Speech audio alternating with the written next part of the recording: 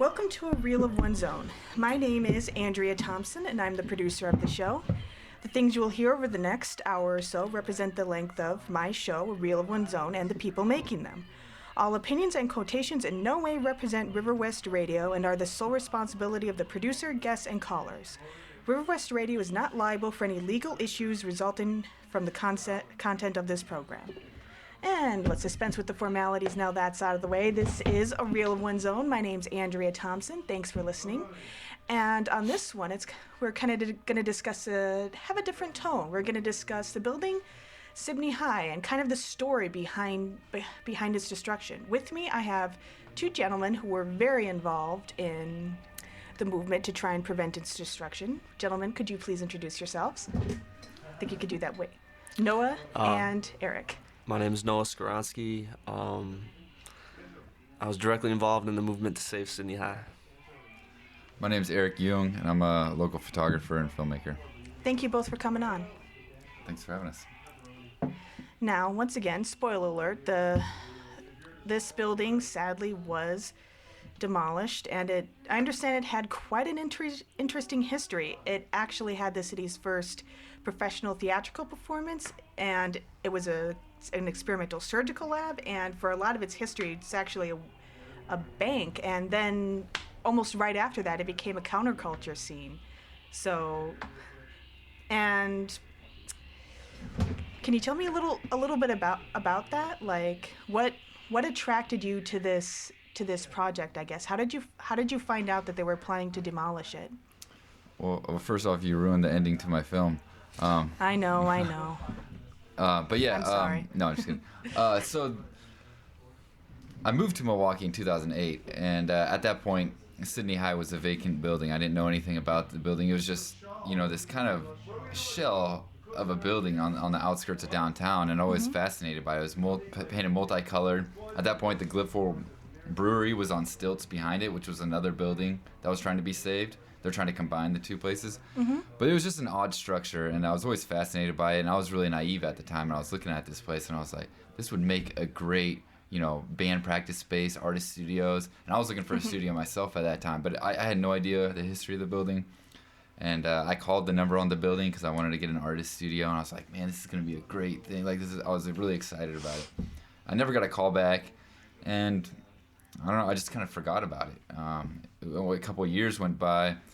Then at the beginning of this year, talks of the building it was gonna be demolished, and people started coming out with all these stories about bands they'd seen there, stories.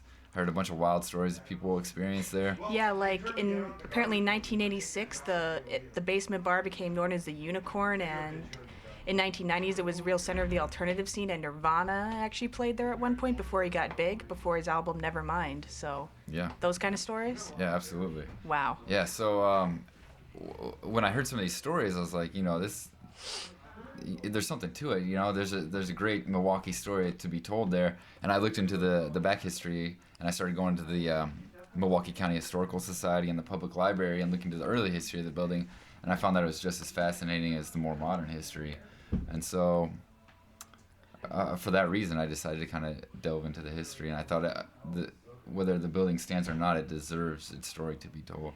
Yeah, one of the most fascinating things I found was it went almost straight from a bank to being the center of the counterculture scene. So I thought that was very ironic. Absolutely, yeah.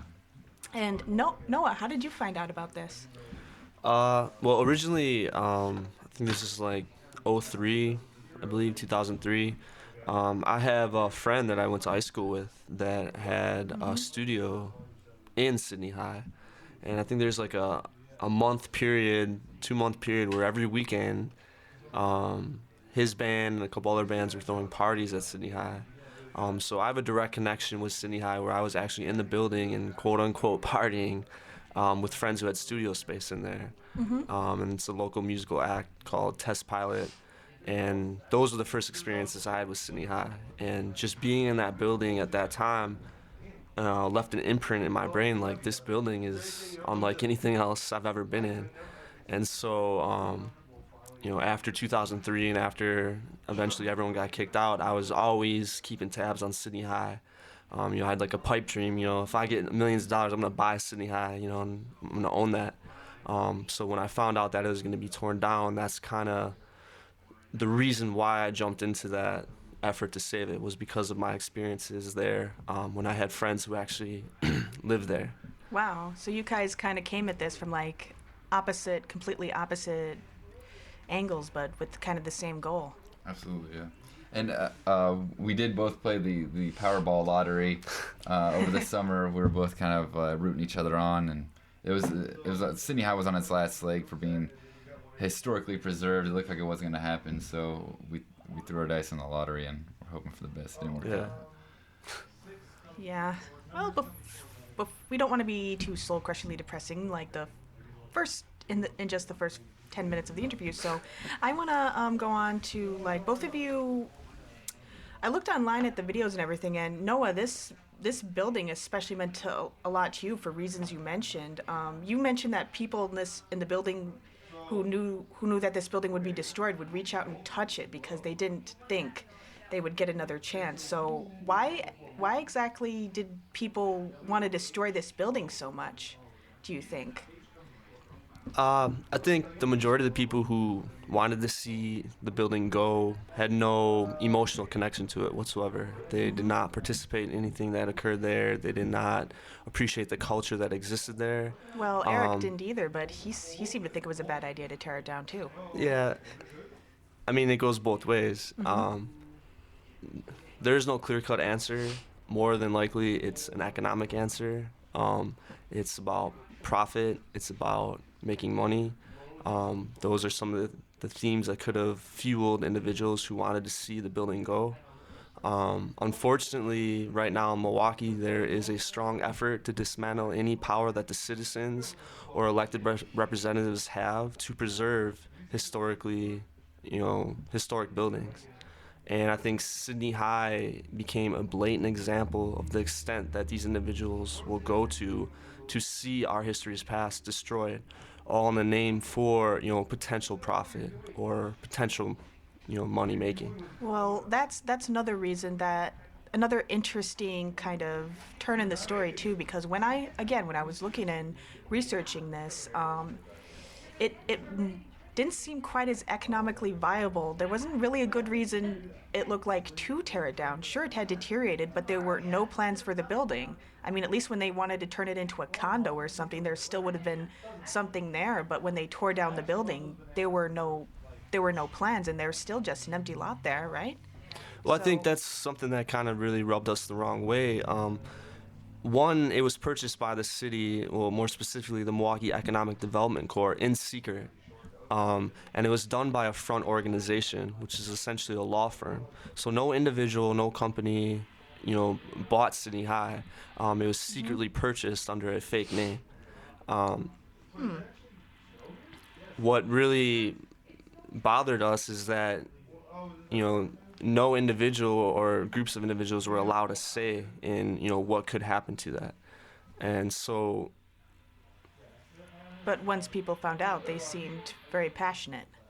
Yeah, exactly. But that was the majority of the battle, was getting the message out, trying to reach people, trying to tell people what's happening, trying to explain the history of Sydney High.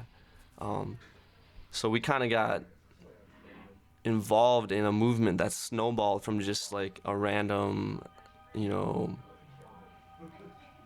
know, a random request to save the building. It just kind of took us into this movement, so to speak, but that wasn't our original plan. You delved deep into the bureaucracy of the city. Brave men, both of you. Brave men. It was quite an experience. Yeah, I had no idea like the whole nomination of process and the multi layers of government, but going into it, we were very naive and had no idea what we were doing, and we kind of learned along the way. And it was, as you'll see, it was definitely an interesting experience, and I think we both learned a lot. And I think that people, there's a lot of weird guidelines you have to go through to the city to get a building historically nominated. And it's kind of confusing. We asked a lot of people, and even we're having people kind of hold our hand a little bit and give us direction on the process. And even then, it was a little confusing for everyone. But I think having said that, I mean, you have a lot more power than you think. If there's things you care about in this city, there's ways to bring public attention to it. And if you go down the right path and trudge through the BS a little bit, I think you can make some things happen, or at least bring attention to things and bring it to a wider audience.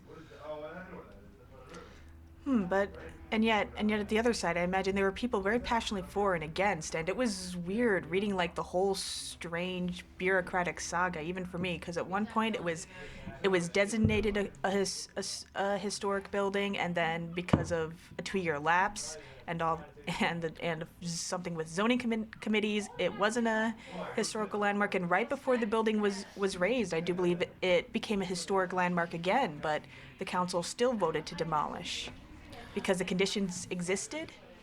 The necessary conditions existed for demolishment because of its rundown state. Well, I think that's sort of what you just said there kind of speaks volumes to what we were dealing with. It was a very confusing situation. Simply put, we wanted to save Sydney High. We want to keep it. We want the citizens to be involved in what could be done, what we can do to make it an economic viable resource. But saying that and making that happen are two different things. And we found out, like I said, almost accidentally, that in order to get to a point where we can legally save this building, you have to go through crazy loops and turns, and you have to do, so much to get to that point. And we were fortunate. We had individuals in the Historic Preservation Commission, individuals in the Milwaukee Preservation Alliance that came to our aid. But what it boiled down to is we almost got caught into a quote-unquote legal battle to just get the platform to explain why this building is viable for saving, or to create an economic profit for the Park East, etc. So it's really complicated, and anything that I've learned from this is that yes, people do have power to change, but you better be willing to do your homework, do hours and hours of research, fight a quote-unquote legal battle to get to the point to even say what you want, to be changed. You have to do a lot of work just to say something. Yeah, and just to clarify, when you nominate a building, just so you get an understanding of the levels of bureaucracy, when you nominate a building historically, it goes to the HPC, and they discuss. The HPC is the Historic Preservation Commission, which is a city office, and so they have a hearing there. And so if you submit a nomination, they'll review your application for a nomination of a building, and they either move to approve the nomination or deny it.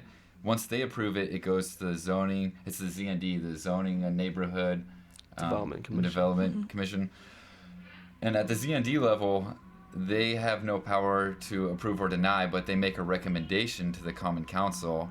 And so the ZND reviews it in another public forum, and then the ZND approves or recommends or does not recommend, and then it goes to the Common Council, and then the Common Council has the final say. And what happened the first time it was nominated is it got approved by the HPC, and it was sitting in ZND for 2 years. And there's a 2-year statute of limitation on the application, and if there's no decision made in that 2-year period, the application is dead. And that's when the city moved in to demolish the building. They knew the date, and as soon as that date came up, the 2 years of the application was done, they put a raise order on it, or an application for a raise order. And so that's when NOAA came in and renominated the building again. They were kind of racing against the clock, both of them, to get their raise permit in and this historic nomination. And then we opened it up again. And it turned out our application was futile because in the end, they placed an emergency raise order on the building, which means even if it was nominated historically, they still could have torn it down. Wow.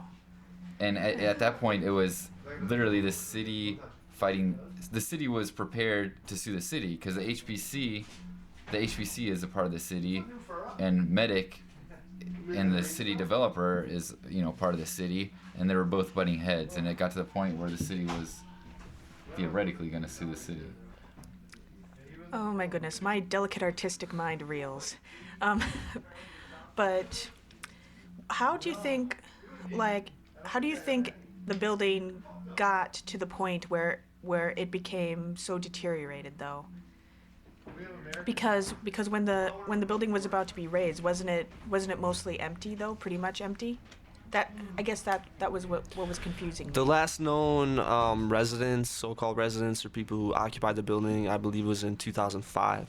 And that actually contradicts some dates that the city officially says that people live there. Yes, Um, that was a hallmark of my research. Contradictory dates Yeah. and information. But on as far both as sides. what's to blame for its deterioration, individuals named David Florsheim and Robert Reuven of Reuven Development purchased the building in 2005, and Ah. they were the ones who evicted every individual that was had a studio in there or whatnot.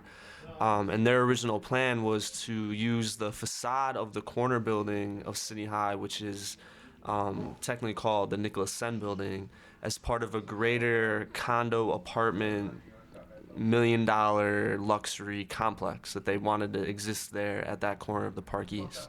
And that was their plan for that structure. So given that, they didn't necessarily take the steps they needed to take to preserve the actual integrity of the four buildings that make up the Sydney High complex. I see. So for better or worse, although they wanted $1 million development, it came at the cost of keeping up Sydney High to a point where it's livable or inhabitable, or where you can have businesses, restaurants, etc.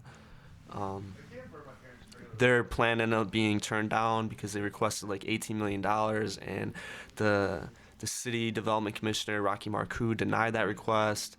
And then so their partners backed out of the $1 million deal, and the deal went nowhere. And that's kind of how the building complex went up for sale, and allowed the city to step in kind of secretly and purchase it without anyone knowing.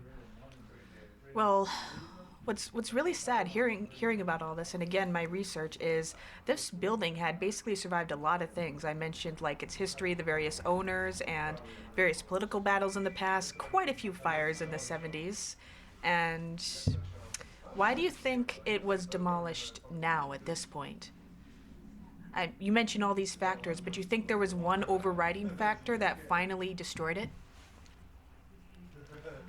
I'll let Noah answer this. In my honest opinion, the reason they rushed to demolish it is because the city caught, or more specifically, the Milwaukee Economic Development Corps got caught in a very shady sort of operation where they essentially purchased a historical landmark without letting the people know. And then when people found out about it and brought up legitimate reasons, found a developer who was willing to preserve the integrity of the building, they needed to demolish it as quickly as possible to hide that quote unquote shadiness of their purchase.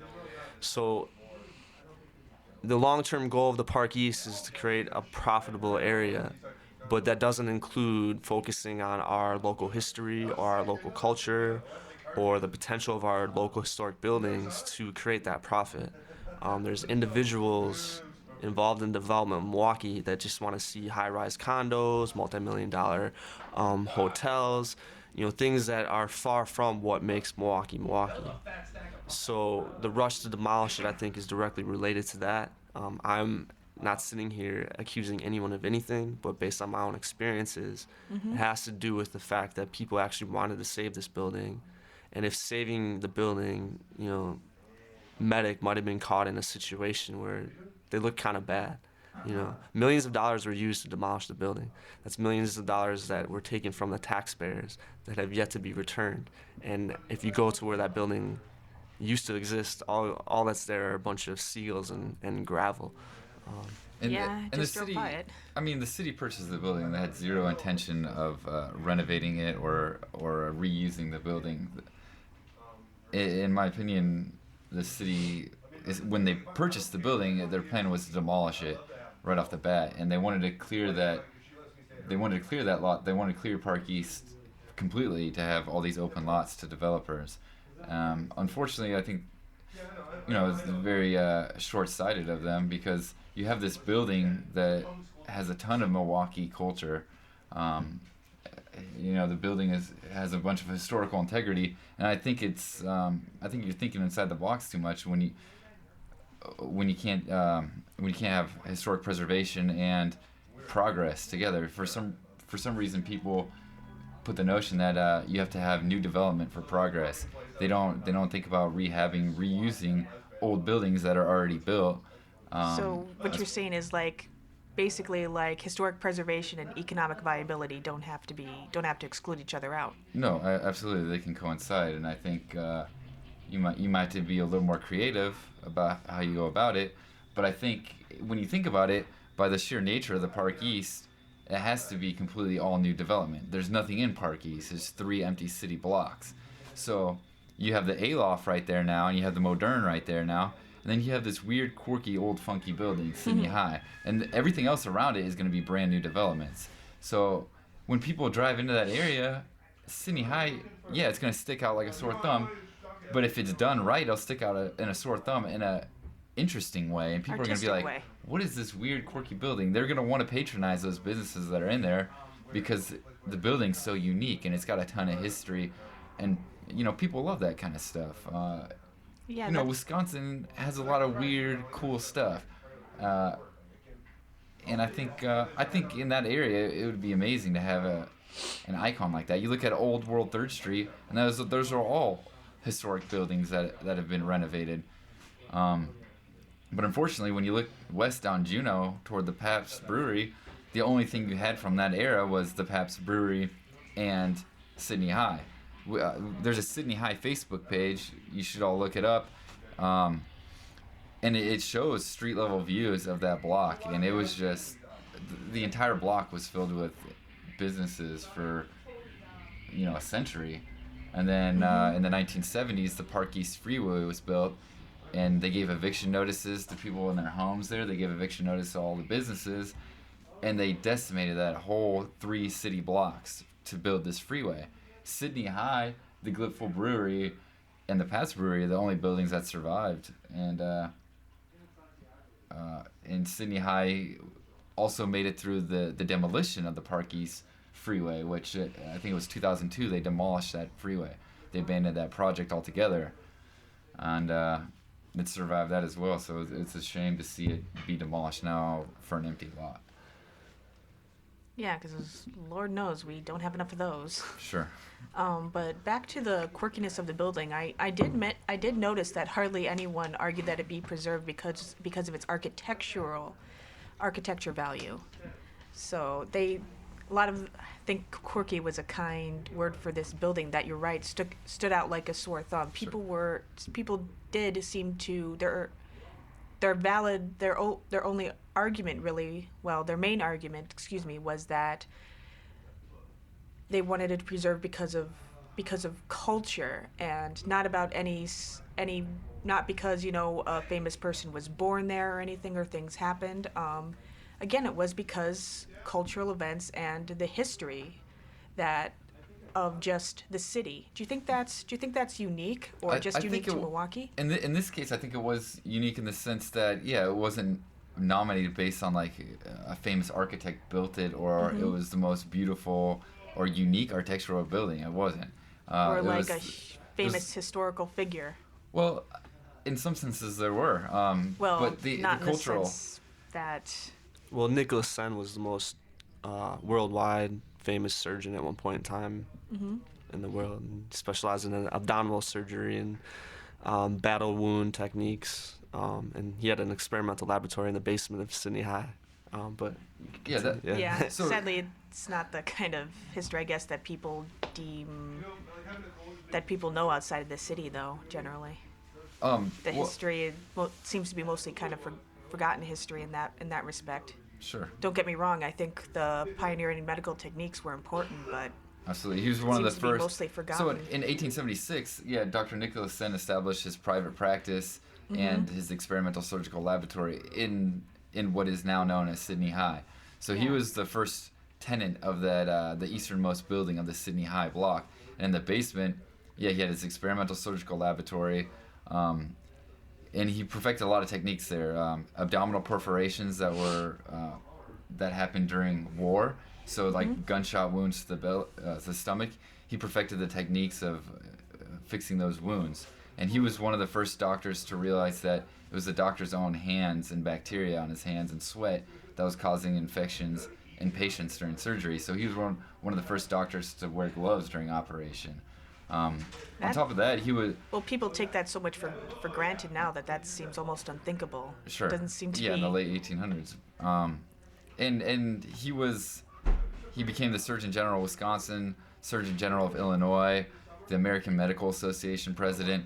So he was a huge figure in the medical community, and like Noah said, he was the world premier surgeon of his time. If you go back and look at historical documents, he was revered by all of his colleagues. It was incredible, and he wrote 27 textbooks. Again, that is incredibly significant, but it kind of seems to be a history that people seem to mostly have forgotten. So Yeah.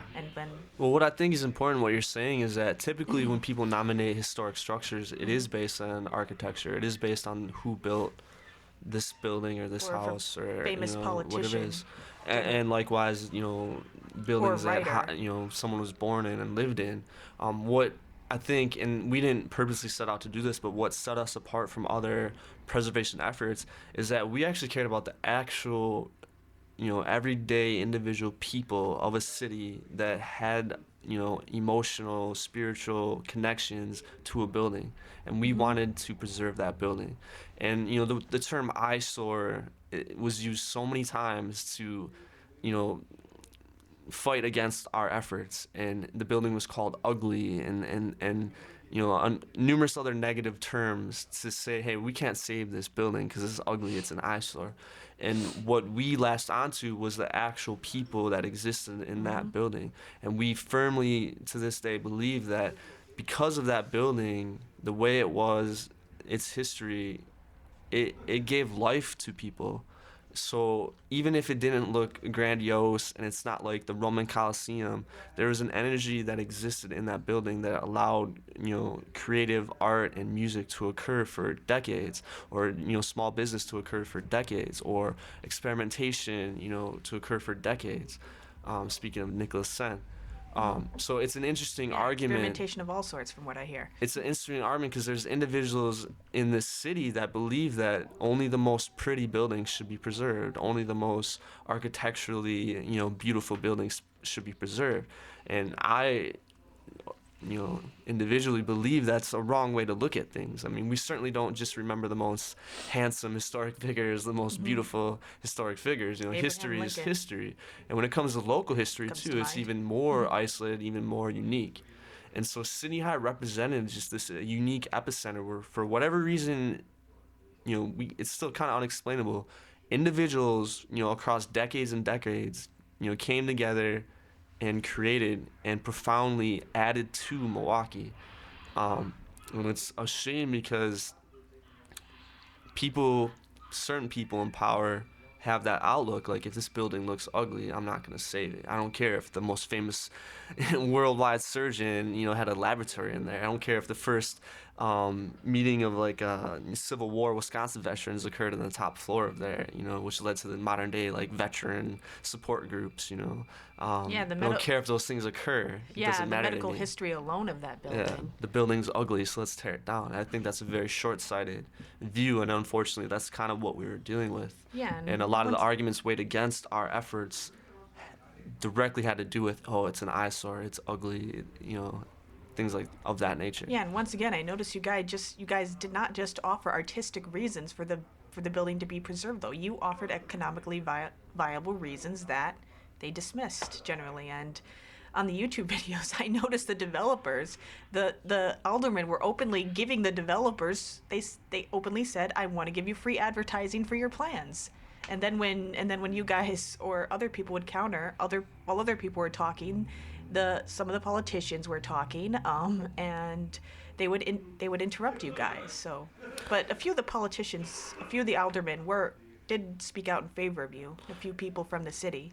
Well, we had two aldermen in particular, Alderman Ballman and Alderman Kovac, who stuck out and stuck their necks out to support us and help us and argued for saving Sydney High. But what you bring up is important. What you were just speaking of was the person behind the Modern development, which is like a luxury condo high rise that's located directly across what was Sydney High. He attended one of our meetings to fight for the historic designation, and it turned into free advertising for him. And Alderman Mike Murphy individually let him have the floor and give everyone who was watching that meeting internet, email and website, online contact info to try to get a condo in his apartment, where the whole meeting was about preserving Sydney High. This alderman went out of his way to allow the owner of this luxury condo across the street from Sydney High to advertise and to talk about the Modern. And I don't know I saw what is that. professionalism or not, but we were put in this position where every effort we made, and it was hours and hours of effort. It wasn't just some little, I'm gonna type this little letter, or like let's save Sydney High. We thought this through and we planned it, and we I spent noticed. hours and hours to do this. And we have aldermen sitting there just completely ignoring us, catering to these $1 million developers. A $1 million condo is not Milwaukee, and at certain points in time throughout this movement, there's individuals in positions of power who pretty much, maybe not directly, but indirectly, are saying their idea of development is $1 million condos, $1 million apartments, big high rises, nothing related to the culture of Milwaukee. And so I think you just touched base on something that, I don't it's know if pretty I would be important. able to stay as calm as you guys, and you guys did generally seem to be competent and very knowledgeable about everything bureaucratic, like I said.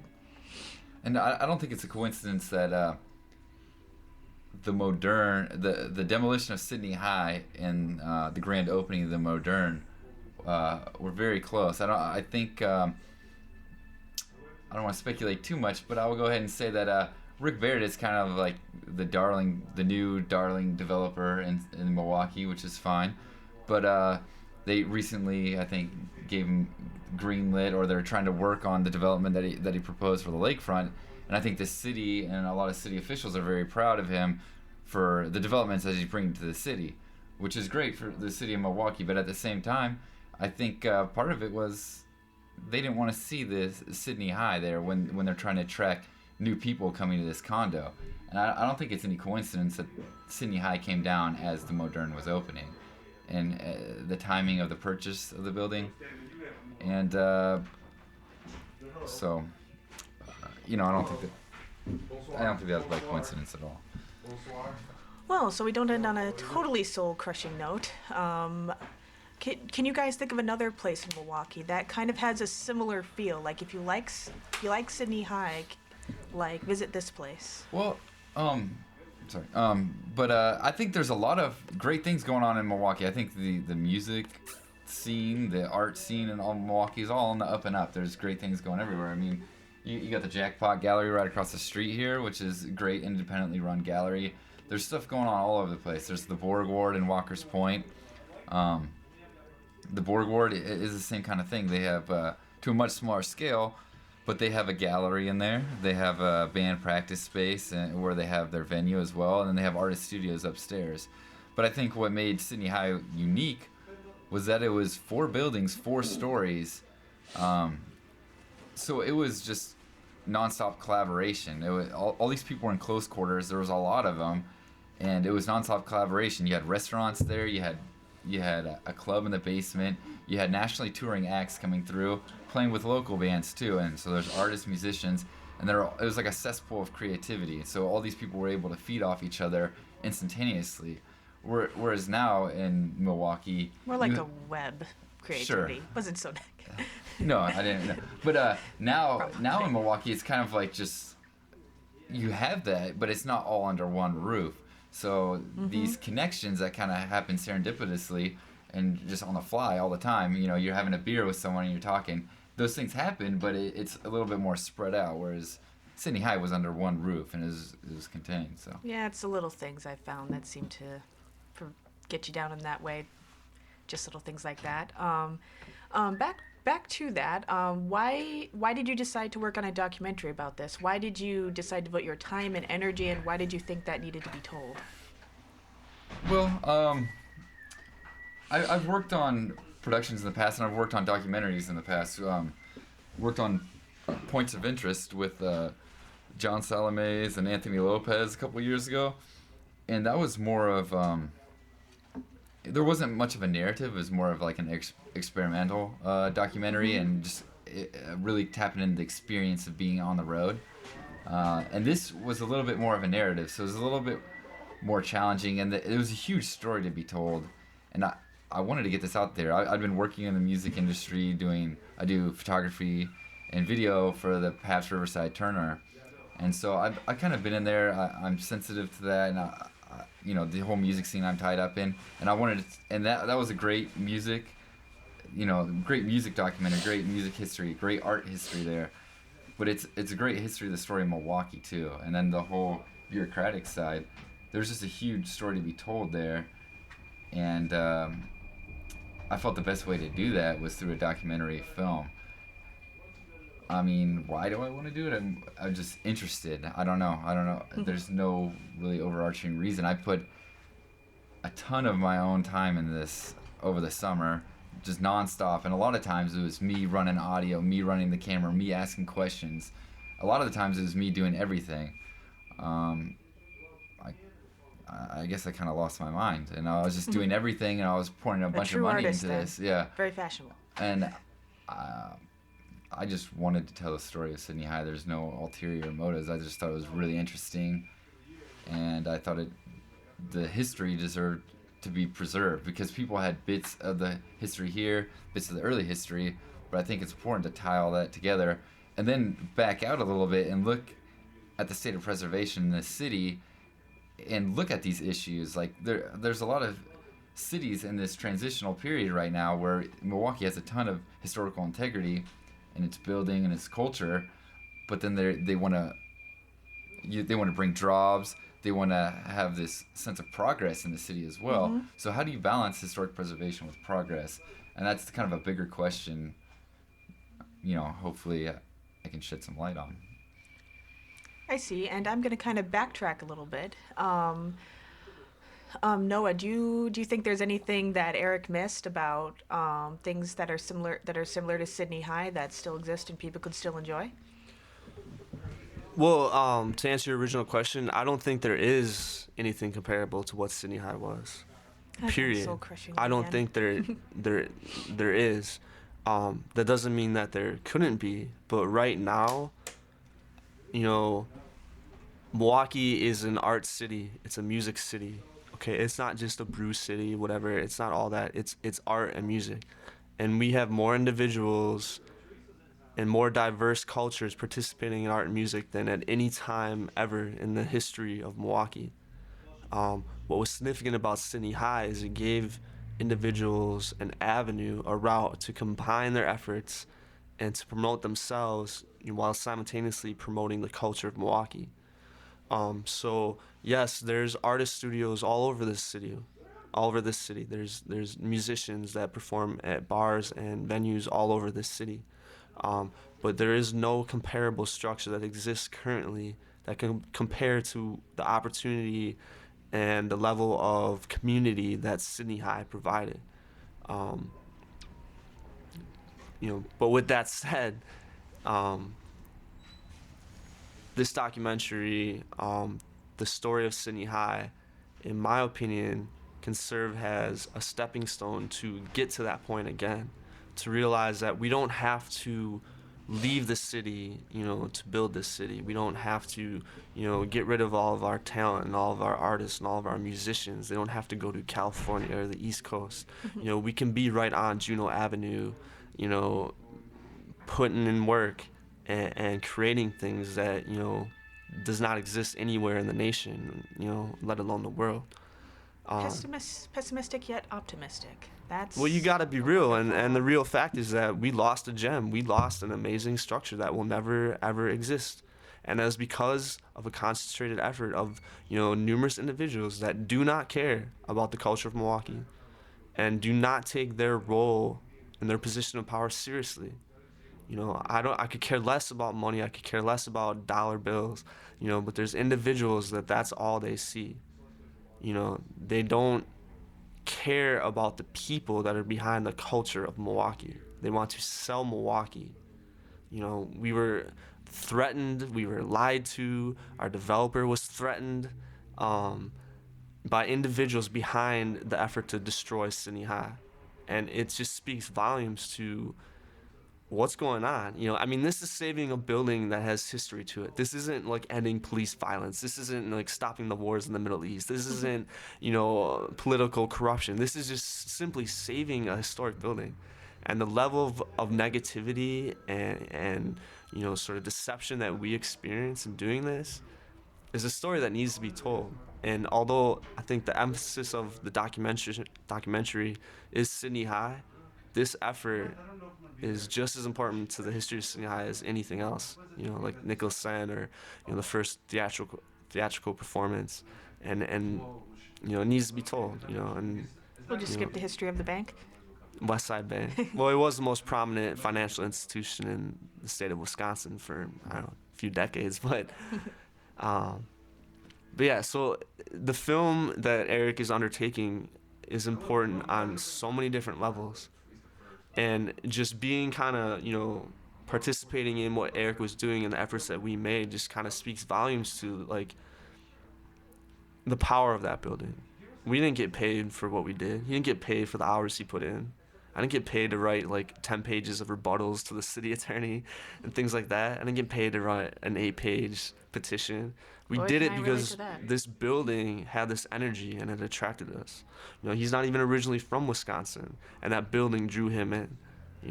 I have friends who live there. I've experienced times there, and it drew me in. I think, if anything, that's what the documentary is going to be about, that energy and that passion that exists not in an individual but just in a structure that people latched onto.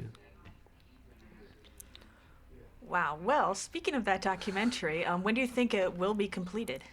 Well, these things tend to take time. So at this point, I would say it's about a year out. I worked on it really hard. I've been researching, and over the summer, I followed the history of the building. I did a couple initial interviews to get the ball rolling, and then I followed the whole legal procedure and NOAA's efforts to save the building. So I did all that, and that kept me pretty busy throughout the summer. I was working literally every day on this for hours, and spent a lot of time and money. And so since the building was torn down, I've kind of stepped back a little bit, took a little bit of a break, and I plan to pick it up again in January, and we're going to start rolling on some interviews here. But I think it's going to be about another year before it's done. So it's going to be some time yet. Oh, I hate it when I have to wait. But Yeah. where can people go to find more info about the documentary and the building? Right now we have Places. one of the first things I did when I was starting this project was to create a Facebook page. It was a good way to reach out to people, and this isn't my story to be told. I mean, I don't have a history with this building. I moved here in 2008 when it was already vacant, and I want this documentary more than anything to be these people's stories. So I created the Sydney High page in hopes that people would contribute their stories to the page, and maybe people would reconnect with friends they used to have in the Sydney High area. So I wanted to build this community on the Facebook page, and so they can go on Facebook. It's Sydney High. Look it up. It's SYNDNEYHIH. That's how you spell Sydney High. So if you look that up, it'll be on there. And like the page, there's a bunch of historical photos, and I post a lot of my research on there. I don't post everything. Got to save some surprises, but I posted a lot of the things sorry, I that I've come spoiled the across. ending. Yeah, right. But there's a lot of great stuff on there. So if you're interested in learning more, definitely hop on there, and you can contact me through there as well. Okay, excellent. And we probably have to wrap up now. So Sure, I Did I miss do anything? want to give another shout out here to Sean Williamson, who's helping me tonight. He's doing a little filming for the documentary, as this might be part of it. And I was actually a producer on his upcoming film, Heavy Yeah, I Hands, noticed. which will be premiering on Thursday at the Oriental Theater. I believe it's 7 p.m. But this Thursday, Heavy Hands, Oriental Theater. Y'all should check that out as well. definitely. Can I say one last thing? No, of course, of course. Look, there's nothing special about me or Eric. I mean, he's a talented filmmaker. I'm a quote unquote activist. I think I'm just a run of the mill Joe, so to speak. But literally speaking, if you want change in this city, if you want to stand up for something, no matter what it is, the first thing you have to do is open your mouth. The first thing you have to do is pursue that want. Don't just sit there in your room and scream at a wall. Do your research, find out what connections you have, and I know from this experience that you will find dozens and dozens of individuals that are of like mind of you and will help you and support you. And yeah, this is relatively a small effort to save a historic building. It's not some great global effort, but it's important because it speaks volumes to what the individual of any city, of any town has and what power they have to create change. So if anything can be taken from this, it's that we do have power as individuals to create change. We do have power to make Milwaukee better, and we do have power to preserve the history of Milwaukee. That's all I want to say. Okay. Any other final thoughts? I mean, it's cliche, but on this topic, it's like be the change you want to see in the world. If you believe in something, stand up. I mean, don't post on Facebook and gripe about it. Get out there and actually do something. So if that's the only sentiment I would want to leave people with is like, if there's change you want to see, you can go out there and do it. You just got to put in the effort. Or at the very least, create a Facebook page. Sure. All right. Well, thank you both for coming on. Much appreciated. And once again, thank you for listening. And I want to throw out to all my listeners there, if you know of any other local filmmaker or local film that you feel like isn't being given enough attention, please let me know. Email me, areelofonezone@gmail.com. Comment on my page. Again, find me on Facebook or Twitter, A Reel of One's Own. And don't worry, even if I hate your movie, I will be easy on it because I love local film and I love locally grown stuff. So even if it's not my bag, I will be liberal because I'm not going to apply the same standards to your movie as the big studio movie. So little reassurance for any sensitive artists out there. And again, at the risk of repeating myself, thank you for listening.